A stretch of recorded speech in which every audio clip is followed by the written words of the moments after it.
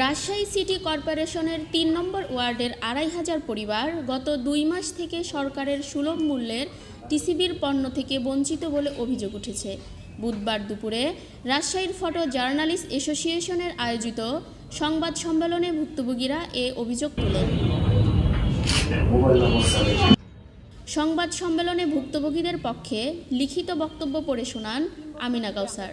তিনি বলেন, রাজশাহী সিটি কর্পোরেশনের অন্যান্য ওয়ার্ডে এই টিসিবির পণ্যের সেবা চালু রয়েছে, তাহলে ৩ নম্বর ওয়ার্ডের বাসিন্দারা কি অপরাধ করেছে?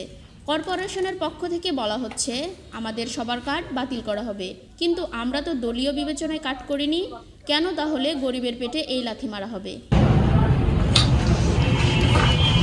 বর্তমান অন্তর্বর্তী সরকারের কাছে আমাদের অনুরোধ, হতদরিদ্র মানুষ হিসেবে আমাদের এই সেবা থেকে বঞ্চিত করবেন না।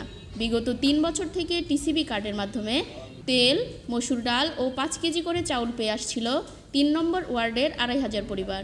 ৩ বছর ধরে আমরা টিসিবি কার্ডের মাধ্যমে তেল, মসুর ডাল এবং ৫ কেজি চাউল পেতাম।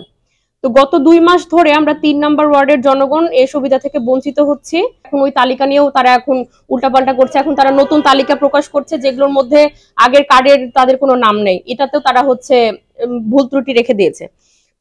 এখন আপনাদের কাছে আমার প্রশ্ন যে আমরা এই সমস্যা থেকে সমাধান পাবো কিভাবে? আর আপনাদের বর্তমান অন্তর্বর্তীকালীন সরকার ও সংশ্লিষ্ট সকলের কাছে আমাদের আবেদন এবং স্বল্প আয় দিনমজুর পরিবারের থেকে আমাদের টিসিবি কার্ডে আমরা যাতে সম্পূর্ণ টিসিবি কার্ড এবং টিসিবি যে পণ্যগুলো সেগুলো যেন পেতে পারি সে ব্যবস্থা গ্রহণ করব। তিশা মাফরিন, পদ্মা টাইমস।